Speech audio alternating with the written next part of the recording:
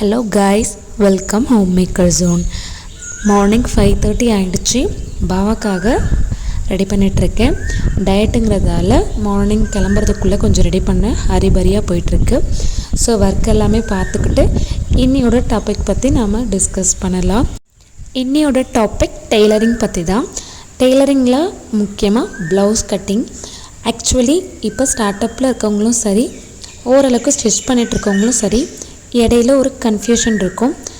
எல்லாருக்கும் டிஃப்ரெண்ட்டான இடத்துல போயிட்டு ஸ்டிச்சிங் கற்றுட்ருப்பாங்க. டெய்லரிங் கிளாஸ் போயிருப்பாங்க, ஆர் ஆன்லைன் கிளாஸ் அட்டன் பண்ணி கற்றுக்கிட்டு இருந்திருப்பாங்க.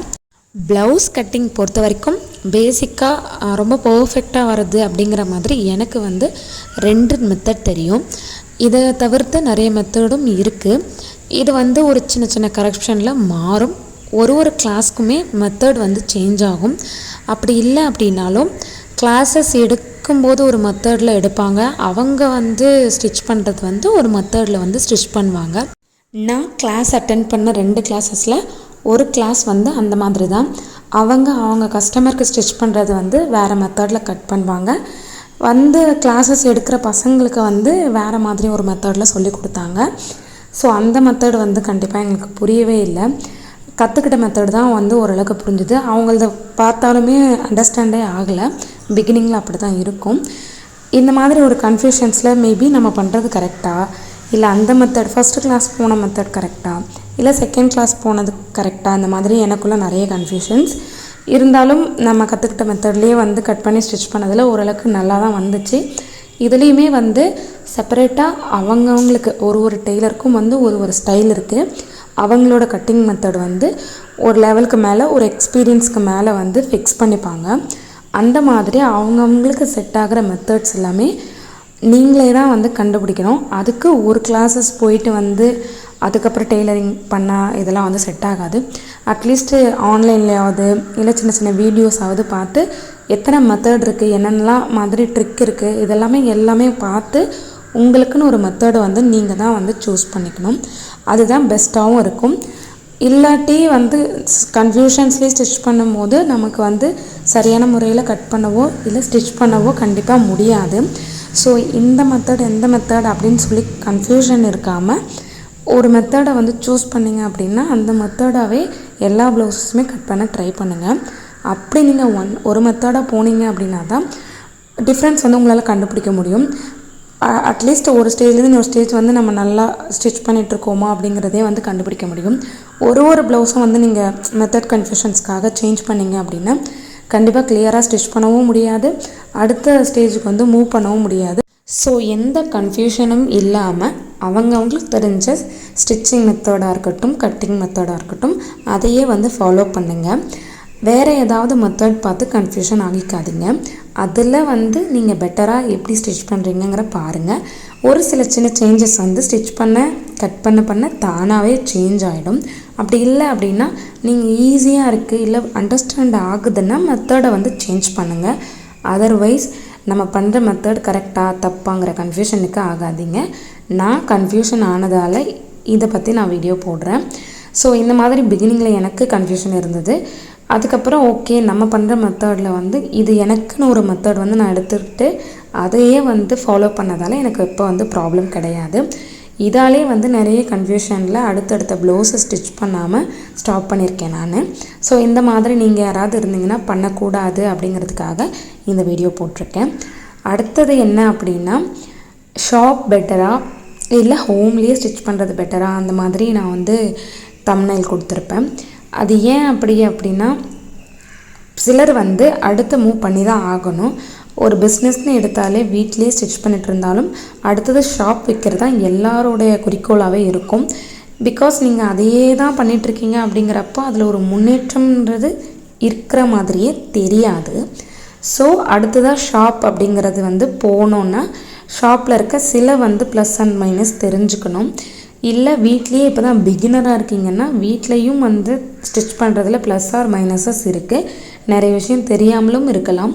பிகினிங்கில் இருக்கவங்களுக்கு இது கொஞ்சம் யூஸ் ஆகும்னு நான் ஷேர் பண்ணிக்கிறேன். ஹோம் பெட்டரா இல்லை ஷாப் பெட்டரா அப்படிங்கிற மாதிரி ரெண்டுத்துலேயும் இருக்க ப்ளஸ் ஆர் மைனஸை பற்றி நான் ஷேர் பண்ணுறேன். எனக்கு தெரிஞ்ச அளவுக்கு நான் ஃபேஸ் பண்ண அளவுக்கு மட்டும் ஷேர் பண்ணிக்கிறேன். மற்றபடி நான் ஹோமில் தான் ஸ்டிச் பண்ணிகிட்ருக்கேன்.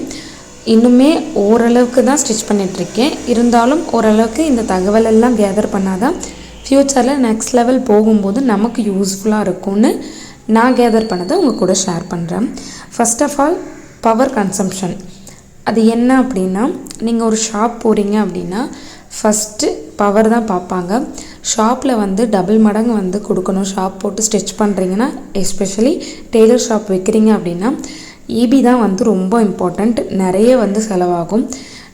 ஷாப் வைக்கிறோம் அப்படின்னாலே கண்டிப்பாக பெரிய மிஷின் போடுவோம், ஓவர்லாக் மிஷின் போடுவோம், எல்லாமே இருக்கும். ஸோ ஷாப்புன்னு ஆரம்பித்தாலே ஓவர்லாக் போடாமல் கொடுக்க முடியாது. ஷாப்புனாலே சில மிஷின்ஸ் இருக்கணும். அப்போ தான் அது வந்து ஷாப் மாதிரி இருக்கும். இல்லை அப்படின்னா வர கஸ்டமருக்கே ஒரு ஃபுல்ஃபில் இருக்காது. ஆனால் வீட்டில் ஸ்டிச் பண்ணுறவங்களுக்கு அந்த செலவு ரொம்ப ரொம்ப கம்மி. இதில் இன்னொரு ப்ராப்ளமும் இருக்குது. என்ன அப்படின்னா, வீட்டில் நிறைய பேர் மோட்டர் ஃபிக்ஸ் பண்ணியிருப்பீங்க. ஃபிக்ஸ் பண்ணிங்க மோட்ரு வந்து நீங்கள் உங்களுக்கு மட்டும் தெரிஞ்சிருந்தால் ஓகே. ஆர் உங்களை சார்ந்தவங்களுக்கு வந்து பெருசாக உங்களை பற்றி எதுவும் கவலை இல்லைனாலும் ஓகே. அப்படி இல்லை அப்படின்னா, நீங்கள் மோட்ரு ஃபிக்ஸ் பண்ணி தான் நீங்கள் ஸ்டிச் பண்ணுறீங்க அப்படின்னா ஈபியில் தனியாக தான் அதுக்குன்னு பில் கட்டணும். இது ஒரு ரூலாகவே இருக்குது. ரீசன்ட் டேஸில் தான் இது எனக்குமே தெரியும். தெரிஞ்சவங்க ஓகே, தெரியாதவங்க தெரிஞ்சுக்கோங்க. இதில் பவர் கன்சம்ஷனில் ப்ராப்ளம் வரும். மற்றபடி பெனால்ட்டி போட்டுருவாங்க. மேபி தெரியாது ஓகே, பட் தெரிஞ்சிருச்சுன்னா கண்டிப்பாக பெனால்ட்டி போடுவாங்க. எக்ஸ்ட்ரா தான் பே பண்ணுற மாதிரி இருக்கும். அடுத்து என்ன அப்படின்னா, கஸ்டமர் பேமெண்ட் வந்து கண்டிப்பாக வீட்டுக்கும் ஷாப்புக்கும் மாறும். டெய்லர் ஷாப் வச்சுருக்கிறதால கரண்ட் கன்சம்ஷன் எல்லாமே சேர்த்து தான் போட வேண்டியதாக இருக்கும். ஸோ அங்கே வந்து கொடுத்துருவாங்க, எதுவும் கேட்க மாட்டாங்க.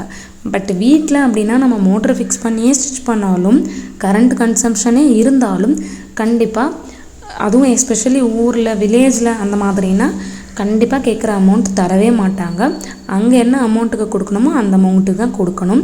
ஸோ இதில் வந்து டிஃப்ரென்ஷியேட் ஆகும். வீட்டுக்கும் ஷாப்புக்கும் இதில் வந்து பெரிய டிஃப்ரென்ஸ் இருக்கும். நம்மளால் ஷாப்பில் இருக்கிற அளவுக்கு ஸ்டிச் பண்ணி கொடுத்தாலும் அந்தளவுக்கு பேமெண்ட் வாங்க முடியாது. பேமெண்ட் எப்படி வீட்டுக்கும் ஷாப்புக்கும் டிஃப்ரெண்ட் ஆகுதோ அதே மாதிரி தான் டைம் ஃபார் ஸ்டிச்சிங். ஆக்சுவலி ஸ்டிச்சிங்கோட டைம் வந்து ஷாப்பில் கொடுத்தே ஆகணும் அவங்க கேட்குற டைமுக்கு. வீட்டில் அப்படின்னா நமக்கு ஏற்ற டைமில் மாற்றிட்டு கொடுக்கலாம். எக்ஸ்கியூஸும் கேட்க முடியும். பிகாஸ் தெரிஞ்சவங்க தான் அதிகமாக தைப்பாங்க. ஷாப்னால் அப்படி கிடையாது. கேட்ட டைமுக்கு கொடுத்தாகணும்.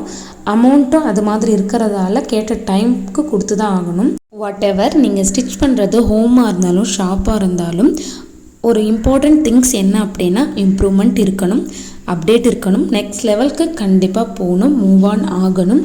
ஸோ வீட்டில் ஸ்டிச் பண்ணுறவங்க ஷாப் வைக்கணும்னு நினச்சி ஸ்டிச் பண்ணுங்கள். அப்படி இல்லை அப்படின்னா ஏர்ன் பண்ணுறதுக்கு ஒரு பூஸ்ட் நம்மக்கிட்டேருந்து நம்மளே கொடுத்தா தான் உண்டு. ஸோ நெக்ஸ்ட் வீடியோவில் வேறு ஏதாவது யூஸ்ஃபுல்லாக பேசலாம்.